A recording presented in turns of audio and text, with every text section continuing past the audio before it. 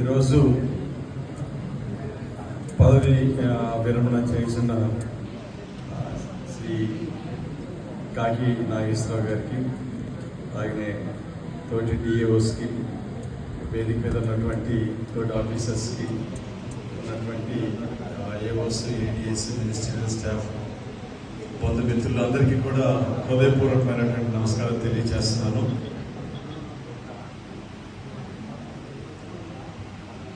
నాకు చాలా ఒక పక్క సంతోషం ఉంది, ఇంకొక పక్క ఎమోషనల్గా కూడా ఉంది. ఎందుకంటే కలిసి ఒక దగ్గర చదువుకున్నాం. కాలేజీలో చదువుకున్నప్పుడు మీకు తెలుసుగా అందరూ ఎంత సరదాగా మాట్లాడుకుంటూ హ్యాపీగా, ఆ లైఫ్ ఈస్ డిఫరెంట్. అంటే అరే వరే అనుకుంటే ఆయన్ని అనకూడదు కాబట్టి నేను మాట్లాడలేదు. బట్ సో ఎప్పుడు నేను నాగేశ్వరరావు గారిని ఇంటి పేరుతో పిలిచాను, కానీ ఎప్పుడు నాగేశ్వరరావు అన్న పిల్లలు.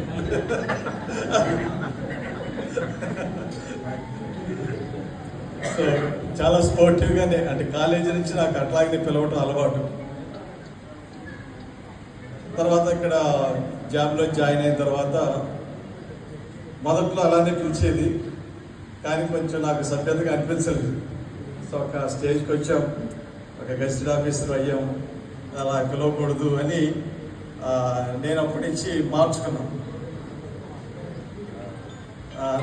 నాగేశ్వరరావు గారు అని పిలవటమే నేను నేర్చుకున్నాను.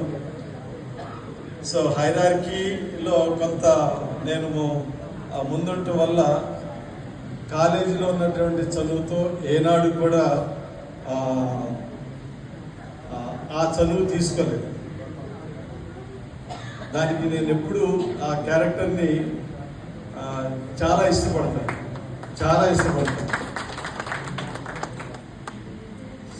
దో హీస్ మై క్లాస్మేట్, మీటింగ్లో కానీ లేకపోతే ఆఫీస్లోకి వచ్చినా కానీ ఎప్పుడు నన్ను సార్ అని పిలిచేవాడు.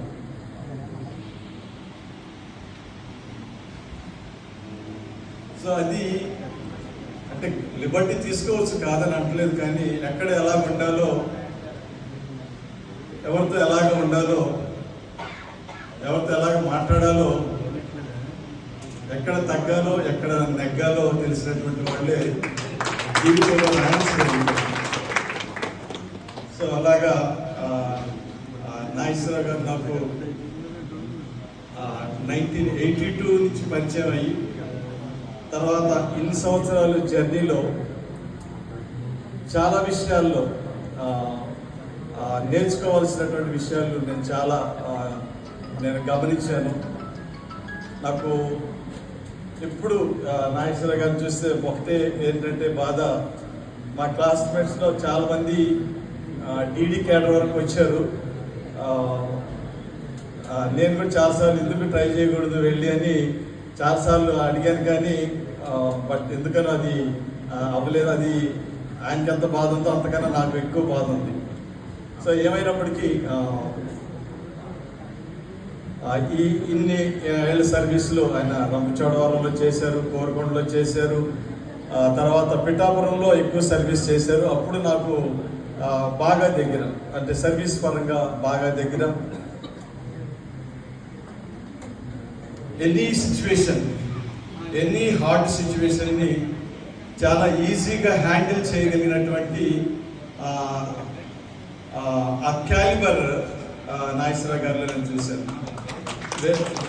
వెరీ ఈజీగా దాన్ని హ్యాండిల్, చాలా క్రిటికల్, అది పద్మవ్యూహం లాంటి క్రిటికల్ సిచ్యువేషన్ అయినప్పటికీ కూడా దాన్ని ఈజీగా హ్యాండిల్ చేసి దీని నుంచి ఎలా బయటపడతారా అని అనుకున్నటువంటి సిచ్యువేషన్లో కూడా చాలా ఈజీగా హ్యాండిల్ చేసుకొని బయటపడినటువంటి పరిస్థితులు నాకు తెలుసు.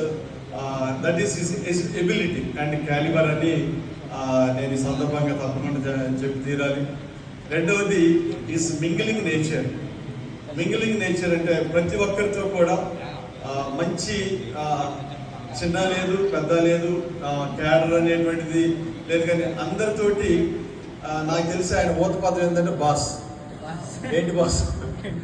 ఒక్కసారి నన్ను కూడా ప్రైవేట్గా ఉన్నప్పుడు ఏంటి బాస్ అంటాడు.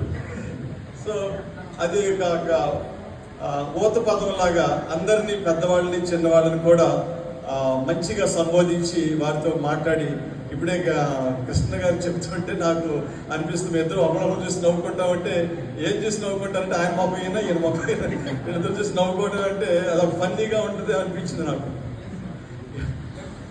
అదే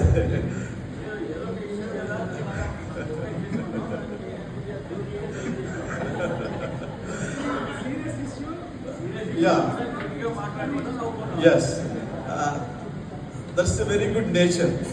ఎందుకంటే ప్రతి దానిలో కూడా పాజిటివిటీ తీసుకోవడం అనేది కూడా చాలా ఇంపార్టెంట్. ఎందుకంటే బాడీకి కూడా ఆల్వేస్ నెగిటివ్ థింకింగ్ అనేది ఉంటే మన బాడీ కూడా నెగిటివ్ రియాక్షన్స్ అనేది వస్తాయి. బట్ ప్రతి దానిలో కూడా మనం పాజిటివిటీ తీసుకుంటే, లేకపోతే దాన్ని ఒక జోకీగా లేకపోతే ఫన్నీగా కనుక తీసుకుంటే మనం కూడా ఆరోగ్యంగా ఉంటాము. So that is also very good character in extension work.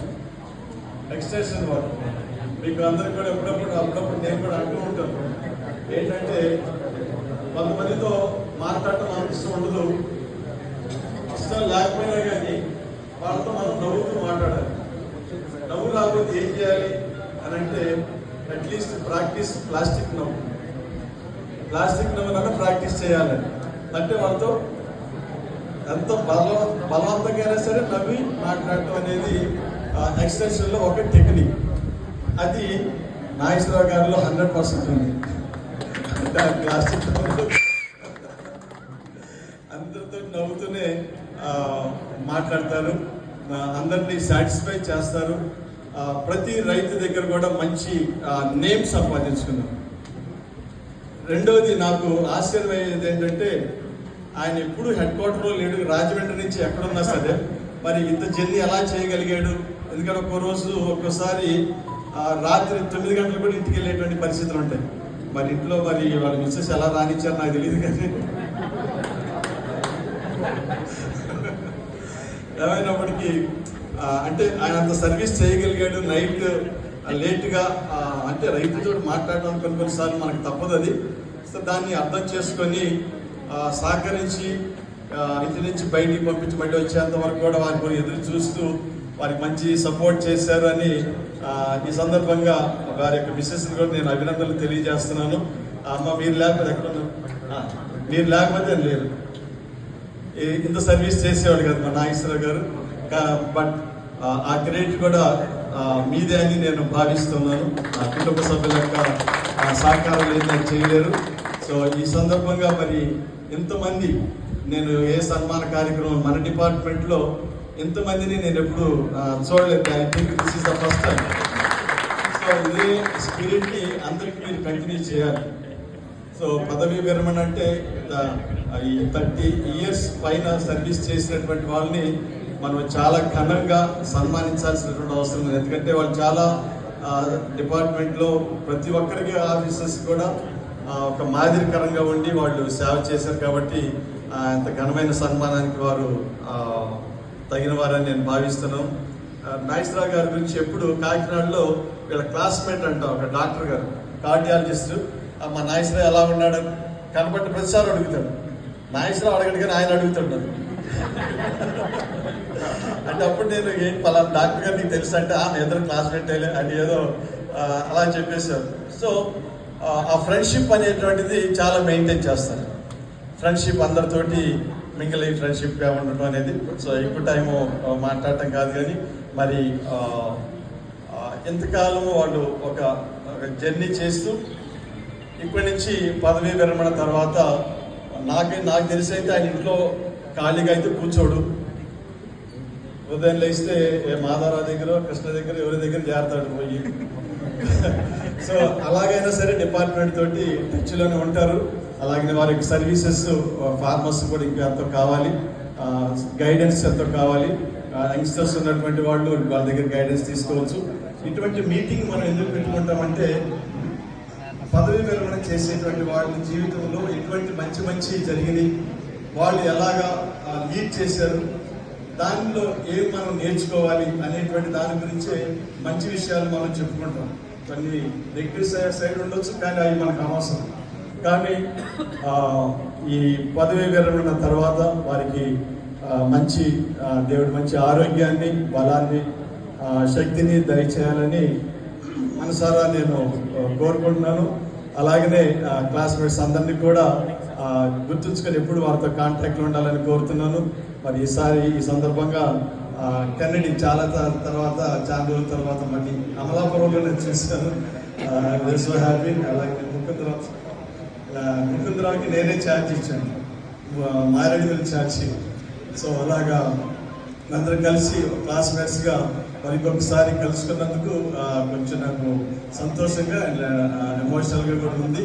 So నాకు ఈ అవకాశం ఇచ్చినందుకు మీకు ధన్యవాదాలు తెలియజేస్తూ నాగేశ్వరరావు గారికి సంపూర్ణమైన ఆరోగ్యం, బలము, శక్తి పోవాలని కోరుకుంటూ నేను సెలవు తీసుకున్నాను. Thank you sir. Vijay Kumar గారు మనసులో ఉన్నటువంటి మాట మనస్ఫూర్తిగా చెప్పారు. So thank you. విశిష్ట అతిథిగా మనకు శుభాకాంక్షలు తెలియజేస్తున్న విజయ్ కుమార్ గారికి ధన్యవాదాలు తెలియజేసుకుంటూ